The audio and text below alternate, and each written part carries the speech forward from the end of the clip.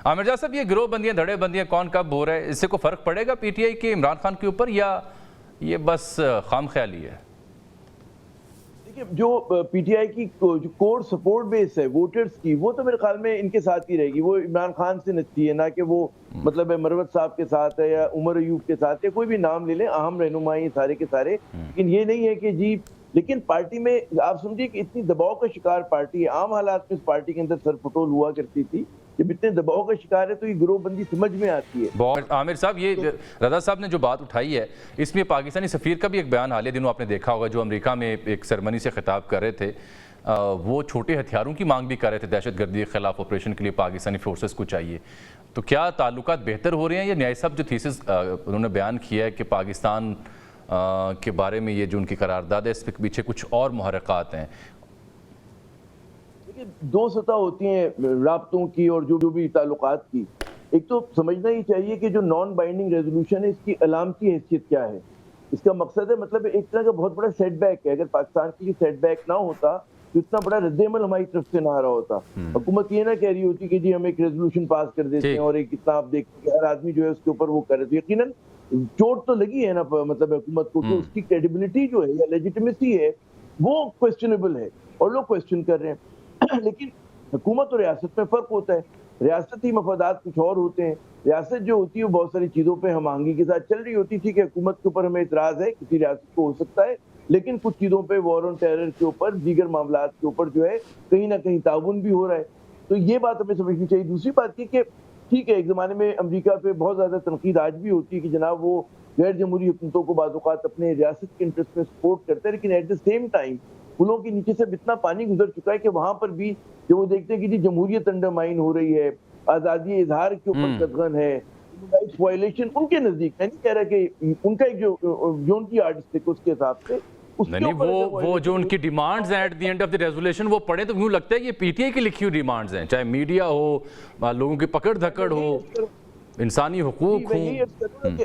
इंसानी हुकूक है तो वो उन यार्डस्टिक्स को, कि यानी कि जो सेंसिटिव टॉपिक्स है जो मगरिब के अंदर लोगों के दिलों के करीब हैं, उन अगर आप इश्यूज को उठाते हैं तो फिर वहां के जो नुमाइंदे होते हैं उसके ऊपर आकर बात करने पर मजबूर हो जाते हैं। ठीक, वो समझते हैं कि करेक्ट हमारा बिल्कुल ठीक है। अब मैं जरा न्याय साहब से इस मुद्दे को कंक्लूड कर लूं, फिर मैंने पीटीआई की बात भी करनी है क्योंकि बड़ा अहम मौजूद जब से फवाद चौधरी सब सामने आए हैं। न्याय साहब, इसको कंक्लूड करते हैं रेजोल्यूशन के मामले को, आपकी बात भी बीच में रहेगी। तो आपके थीसिस के मुताबिक क्या फिर मैं ये समझूं कि पाकिस्तान इस करारदाद के बाद नेचुरली चाइना की तरफ चला जाएगा?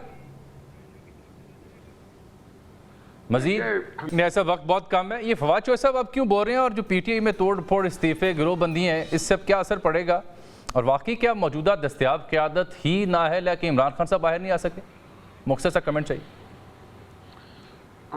मुख्तसर सा इतना ही है कि मेरे लिए चंबे की बात नहीं है। अच्छा, मैं इसका ट्रेलर देख चुका हूँ। जब मैं इमरान खान साहब के बिल्कुल ऐसा था कि हमारे दरमियान से हवा नहीं गुजरती थी। इमरान खान साहब 6-7 दिन के जेल में गए थे, तो और पार्टी भी बड़ी छोटी सी थी। मैं तब भी इनकी बिल्कुल खूनखार हाथापाई देख चुका हूँ लीडरशिप की। अब जो नया एडिशन आया वो यह है कि जो लोग पीटीआई के इस वक्त करता धरता है वो सारे के सारे एस्टेब्लिशमेंट के अपने उनकी आंखों की ठंडक है, टू से द लीस्ट। अगर ये मैं बड़ा मुख्तार लफ्ज़ कर रहा हूँ कि उनकी आंखों की ठंडक है एस्टेब्लिशमेंट की। और जो दूसरी तकलीफ दे बात है कि जो एक ग्रुप है वो भी एस्टेब्लिशमेंट के हाथ में खेल रहे हैं, जो दूसरा वो भी एस्टेब्लिशमेंट के हाथ में खेल रहे हैं। अच्छा, अब इसके अंदर दोनों क्या है? इमरान खान साहब के पास बहुत इमरान, और जो तीसरा होगा वो भी यही होगा, चौथा भी यही होगा। चलिए, जब अली अमीन गंडापुर अगर इस्लामाबाद पे हमला करें तो समझो कि एस्टेब्लिशमेंट मुल्क में माशरा लगाना चाहती है और अली अमीन गंडापुर उनका एजेंडा पूरा कर रहे हैं। बिल्कुल ठीक। आमिर जा साहब, your last few comments, I got just 1 minute left. मैंने ऐसा कता कलामी वक्त की किल्लत, वरना मौजूद तो सबसे दिलचस्प यही था। आमिर जा साहब, ये गिरोह बंदियां, धड़े बंदियां कौन कब हो रहा है, इससे कोई फर्क पड़ेगा पीटीआई के इमरान खान के ऊपर, या ये बस खाम ख्याली है? जो पीटीआई की जो कोर सपोर्ट बेस है वोटर्स की, वो तो मेरे ख्याल में इनके साथ ही रहेगी। वो इमरान खान से नचती है, ना कि वो मतलब मरवत साहब के साथ है या उमर अयूब के साथ है, कोई भी नाम ले लें, अहम रहनुमाई सारे के सारे। लेकिन ये नहीं है कि जी, लेकिन पार्टी में आप समझिए कि इतनी दबाव का शिकार पार्टी है। आम हालात में इस पार्टी के अंदर सरपटोल हुआ करती थी, जब इतने दबाव का शिकार है तो ये गिरोहबंदी समझ में आती है।